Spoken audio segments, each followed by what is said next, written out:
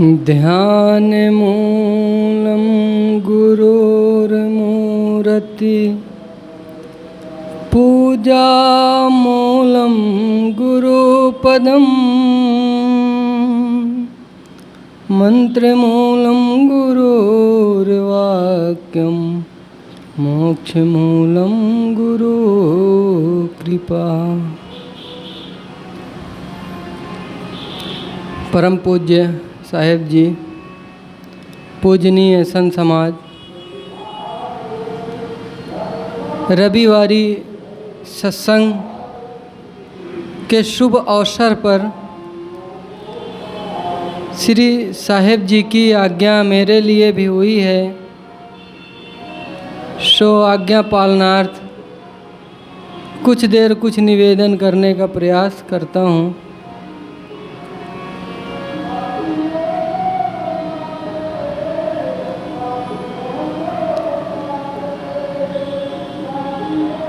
संत सम्राट सद्गुरु कबीर साहेब की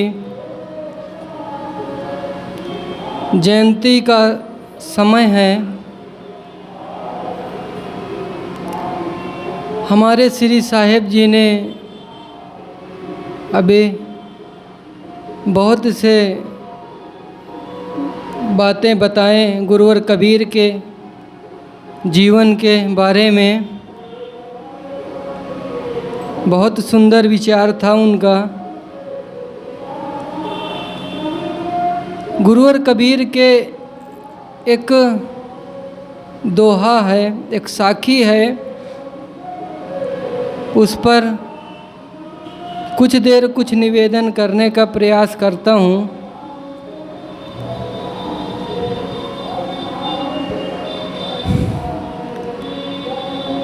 नाव न जाने गाँव का भूला मार्ग जाए, काल गड़ेगा काटा आगमन खसी कराए।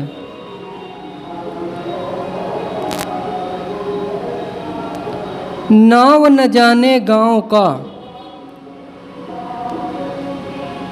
गुरुवर कबीर कितने सुंदर शब्द का प्रयोग करते हैं। नाव न जाने गाँव का, यदि कोई व्यक्ति अपने गांव का, अपने मंजिल का, अपने गंतव्य का नाम नहीं जानता है, गांव गंतव्य मंजिल का पथ नहीं जानता है और फिर भी चले जा रहा है,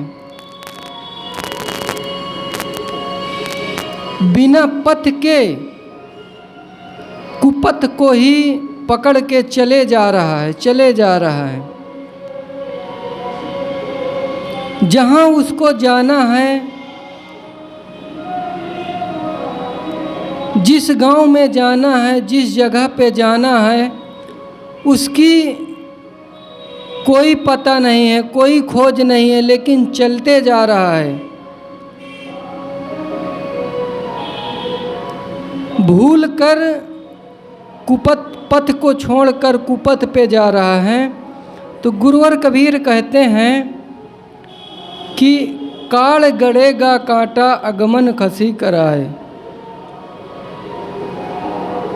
यदि आप पथ को छोड़कर कुपथ में चलेंगे तो आपके पैरों में कांटा गड़ेगा, आपको दुख मिलेगा, पीड़ा मिलेगी।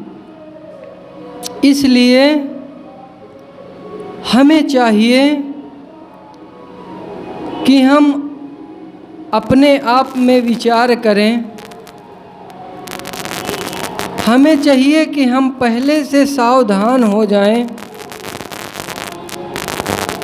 और सावधानी पूर्वक अपने पथ का चयन करें, अपने पथ को जानें, अपने पथ को समझें और कुपथ के मार्ग को छोड़कर पथ पे चलें।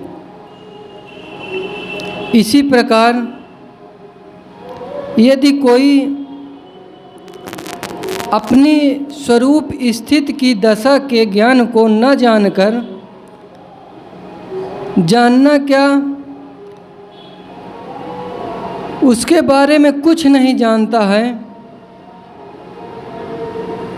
और स्वरूप स्थिति की दशा को छोड़कर, उस मार्ग को छोड़कर स्वरूप स्थिति के पथ को छोड़कर विषय वासनाओं के मार्ग में, गलत मार्ग में, कुपथ में जाता है, तो गुरुवर कबीर कहते हैं उसे विषय वासनाओं के, कल्पनाओं के कांटे गड़ेंगे। वह पग पग पे दुख पाएगा,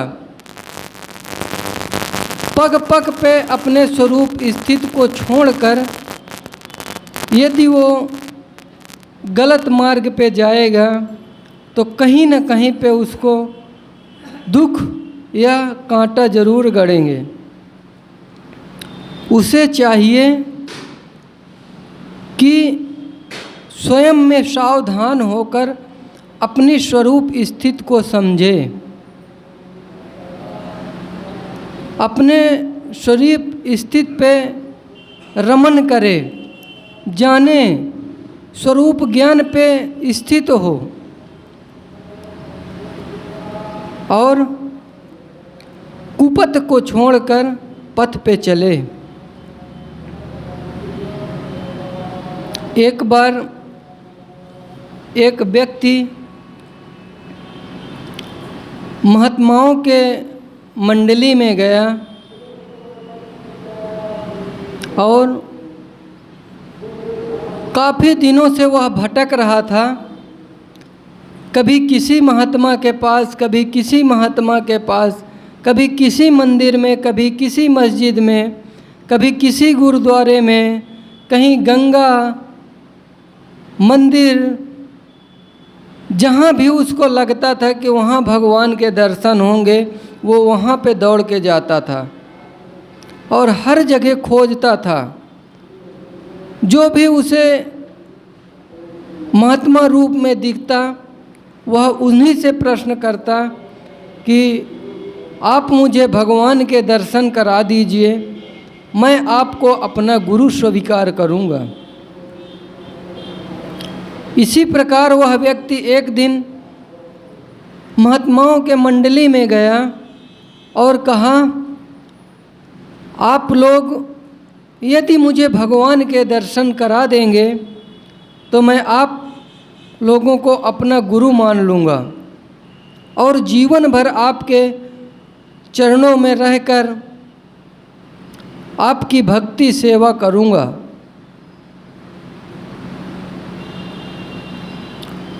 वो महात्मा लोग बड़े ही लाचार दृष्टि से कहा, हम इतने दिन से भगवान की पूजा करते हैं लेकिन आज तक हमें ही भगवान नहीं मिले तो हम आपको कैसे दर्शन करवा दें।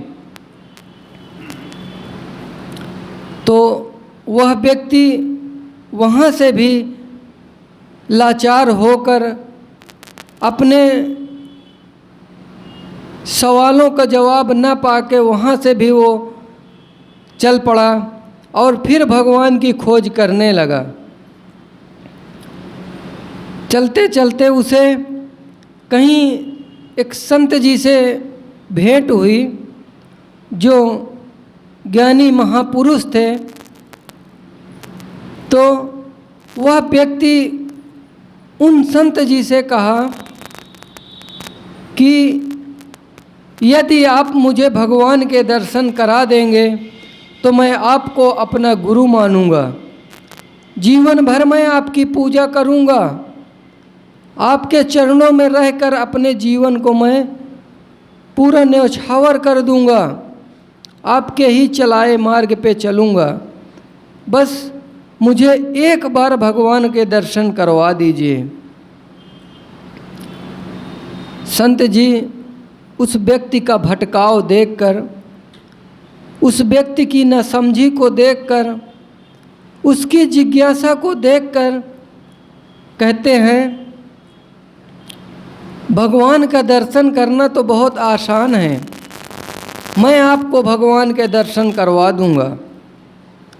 लेकिन उससे पहले जिस प्रकार एक बड़े सेलिब्रिटी हैं या प्रधानमंत्री, मुख्यमंत्री या बड़े नेता या कोई बड़ा राजा होता है, तो उससे पहले अपॉइंटमेंट लिया जाता है, इजाज़त लिया जाता है कि सरकार, हम एक व्यक्ति आपसे मिलना चाहता है, क्या उसे मिलने की इजाज़त है?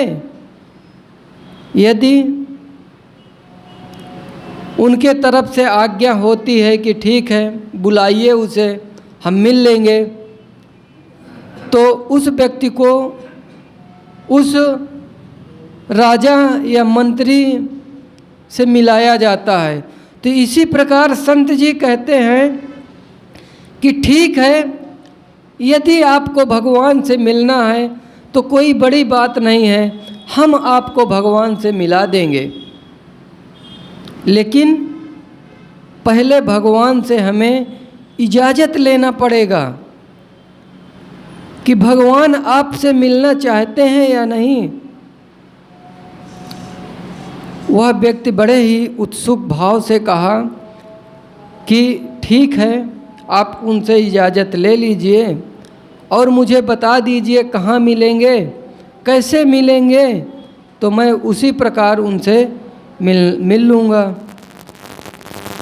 संत जी ने कहा कि आप अपना स्थायी पता, स्थायी नाम दोनों मुझे दे दीजिए, मैं आपके नाम से एक पत्र लिखूँगा, लेटर लिखूँगा, भगवान के पास भेजूँगा और भगवान उसको पढ़ेंगे और जब उनकी इजाज़त होगी तो वो आपको बुलाएंगे, तो मैं आपको उनसे, भगवान से मिलवा दूँगा। उस व्यक्ति की खोज समाप्त होने का समय आ गया, तो उस व्यक्ति के अंदर इतनी उत्सुकता थी, इतनी आनंद आ गया, इतना खुशी हो गया कि जल्दी जल्दी में वह व्यक्ति कहता है कि मेरा नाम धर्मेंद्र है और मैं उत्तर प्रदेश की राजधानी लखनऊ में रहता हूँ।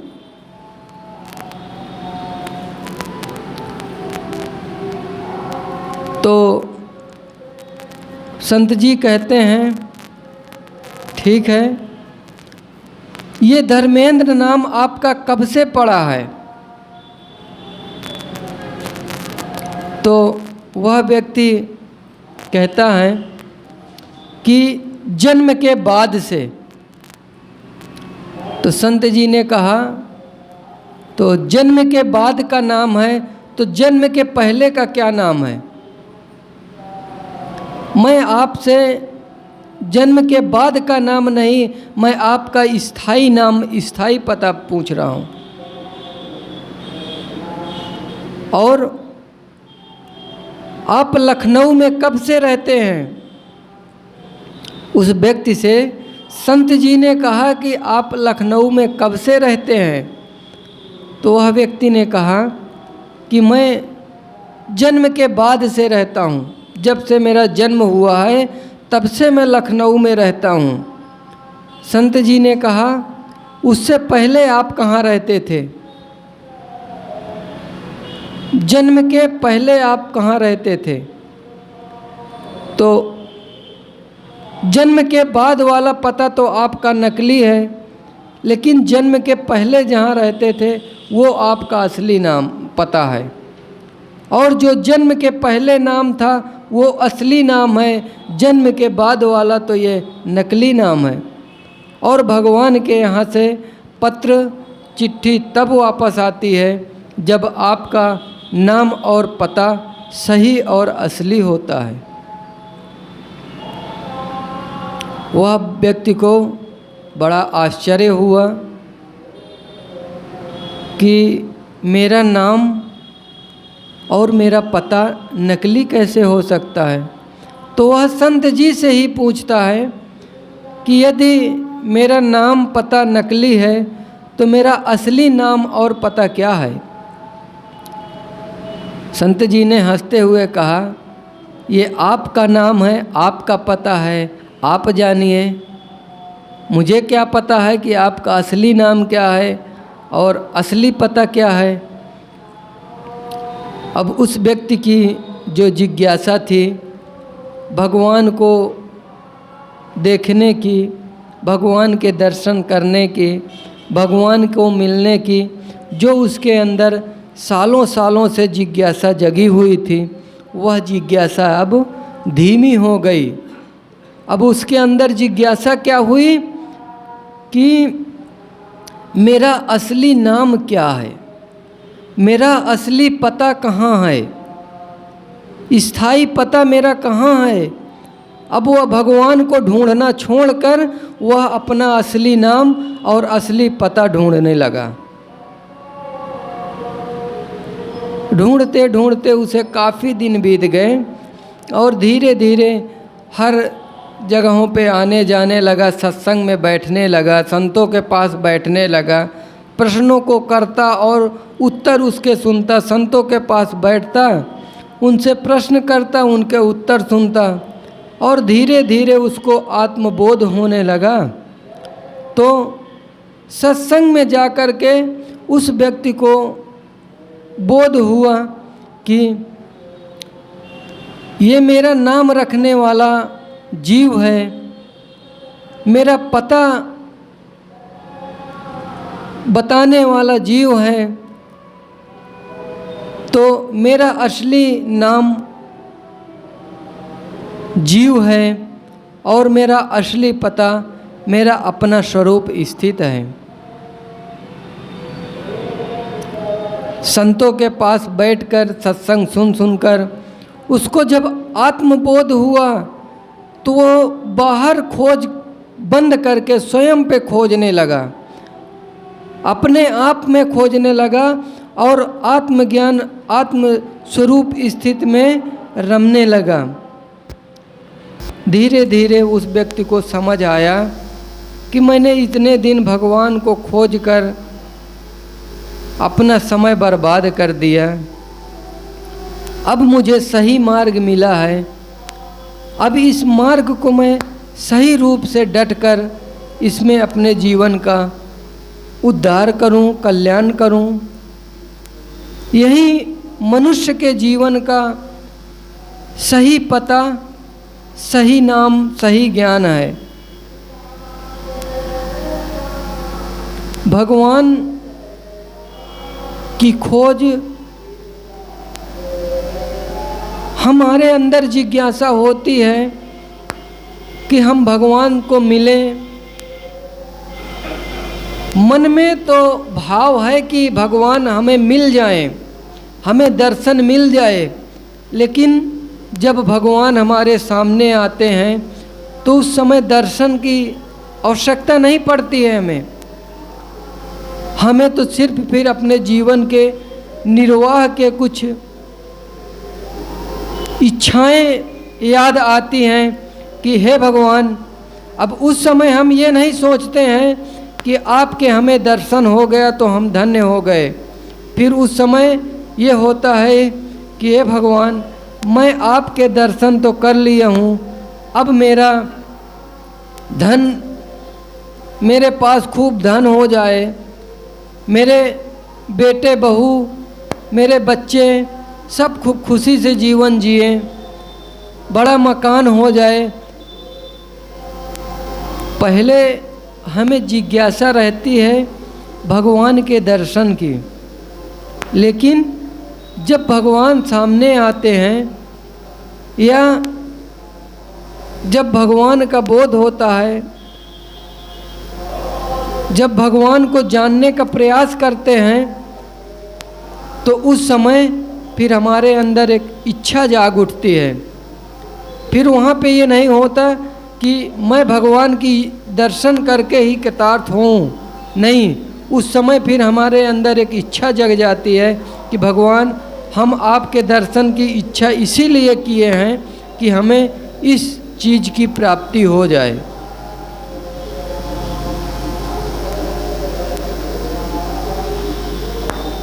बहुत ही जीवन क्षणिक है। बाहर के कल्पित देवी देवताओं या बाहर के क्षणिक सुख दुख या भोगों का ऐश्वर्य, चीज़ों की इच्छाएं, इतना अनमोल जीवन मिलने के बाद भी हमें जिस मार्ग पे चलना चाहिए, जिस पथ पे चलना चाहिए, ये सारी इच्छाओं भोगों के पराधीन होकर हम सारे कर्मों को अपने भूल जाते हैं और जीवन को तहस नहस कर देते हैं। जीवन भर जिस चीज़ की कामना करते हैं वह चीज़ जब मिल जाती है तो उस समय जिस चाह से हम उसको चाहते हैं कि हमें ये मिले, मिलने के बाद वह चाह हमारी कहाँ लुप्त हो जाती है पता नहीं चलता है। लेकिन फिर इच्छाएं बन जाती है। एक चीज़ की इच्छा होती है, वह मिलने के बाद फिर उसकी खुशी लुप्त हो जाती है और मन दूसरे तरफ फिर भागने लगता है, फिर दूसरे चीज़ की इच्छा करने लगता है। यही है, हमें अपने स्वरूप स्थित के पथ में न चलकर हम इच्छाओं के, कामनाओं के, विषय वासनाओं के पथ पे चलने लगते हैं, इधर उधर भटकने लगते हैं। इस अनमोल जीवन का महत्व जब छोड़कर कुपथ पे चलने लगते हैं तब हमारे जीवन का धीरे धीरे विनाश, धीरे धीरे गड्ढे की तरफ हम गिरने लगते हैं और इच्छाओं को न रोककर उसी पे हम जब बहने लगते हैं तो एक दिन पता चलता है कि विशाल सागर में, विशाल गड्ढे में हम गिर जाते हैं और फिर उस समय हमें उठने का कोई मार्ग नहीं दिखता है। इसलिए समय समय से सत्संग भजन संतों का संग करना चाहिए, क्योंकि कहते हैं नित खरसान लोह गुण छूटे, नित की गोष्ठी माया मोह छूटे। जिस प्रकार एक बर्तन पे रोज रोज भोजन बनाने से उसमें कालिक लगते लगते लगते लगते एक दिन इतनी प्रबल कालिक लग जाती है कि अगर हम चाहें उसको मांझ कर छुटाना चाहें तो वह नहीं छूटता है। लेकिन वही चीज़ को जब हम रोज़ भोजन बनाते हैं और रोज़ मांझते हैं, रोज़ बनाते हैं, रोज़ मांझते हैं तो ना उस पर कालिक लग पाती है और ना वो काला हो पाता है। वह जिस प्रकार बर्तन रहता है उसी प्रकार पूरा जब तक चलता है तब तक रहता है। इसी प्रकार हमारे मन में भी धीरे धीरे रोज़ कूड़ा कचरा जमा होता रहता है। धीरे धीरे विषय वासनाओं कल्पनाओं के बोझ लदते जाते हैं, कचरा बनते रहते हैं। तो हमें चाहिए कि गुरु संतों के पास जाकर उसकी रोज़ थोड़ा थोड़ा सफाई करें, थोड़ा थोड़ा उसे बुहारते रहें, सफ़ा करते रहें। बस इन्हीं से हमारे जीवन का धीरे धीरे कल्याण पथ मिलता जाएगा और हम कुपथ को छोड़कर पथ में चलने लगेंगे। बस इतना ही कह के मैं अपने वाणी को विराम देता हूँ। प्रेम से बोलिए सद्गुरुदेव की जय। अभी हमारे साथी